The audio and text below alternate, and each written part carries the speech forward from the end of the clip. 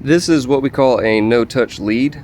I would love to hear if there are leashes that are actually made for this purpose, but since it's kind of difficult to search for, this is what we have made to deal with dogs that don't like for people to get too close in their personal space. So I'm going to quickly go over how we use it and also how to make one if you need a leash like this. So basically, your black cord here is your tightener. This is how you want to keep the leash on the dog. So you can extend it out, okay? Hold from here at a big loop whenever you need to get this on a dog, and then you simply pull from the black one and it is going to tighten up, allowing you to move the dog. Now, whenever you need to get the dog, let's just say into a kennel or a fenced-in area or whatever it may be, then you can simply pull the blue cord here and it's going to allow it to expand and come off of the dog without you having to get up close and personal and potentially stressing that dog out and risking a bite. Now, to quickly go over how to make this, it is fairly simple, but depending on the leashes that you use, it can be just a little tricky for the first couple steps. So step number one, for this leash that I have here, I have to take this ring and run it back and take it apart. I have to make this a rope, not a leash, for the purpose of putting a few knots in here. For my pull cord, I don't want this sliding down the line, especially when I have it on another dog.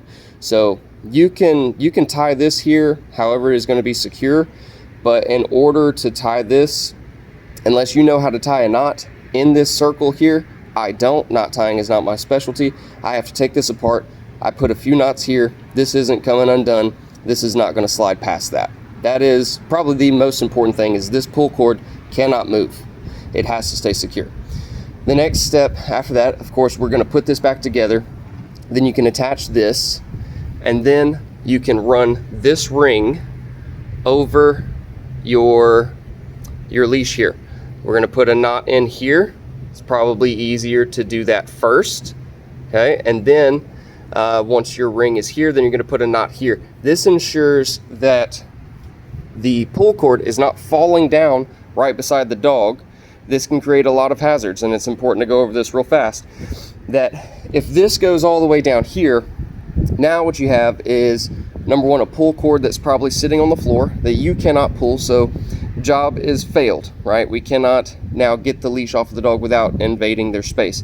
But also, on a more dangerous note, depending on the dog that you're handling, if this is able to be wrapped up around their paw or leg or anything like that, or even if you are accidentally putting pressure on this, it will come off. This will expand and it will come off the dog, and now you're in a very stressful situation. So if you're even considering a leash like this, you absolutely want to practice how this leash works a few times before you're actually moving an aggressive dog. I cannot recommend enough that you move 50 plus dogs that don't have issues with this leash, just for the sake of knowing what happens if this dog pulls, what happens if I'm holding the wrong leash. And so I also strongly recommend different colors here.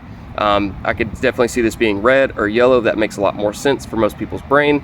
But you cannot put pressure on this until you're ready for this to come off, because it will come off. Okay. Now, I will upload more videos on how this works and let you see it in practice, but this is just how we can make a simple no-touch lead.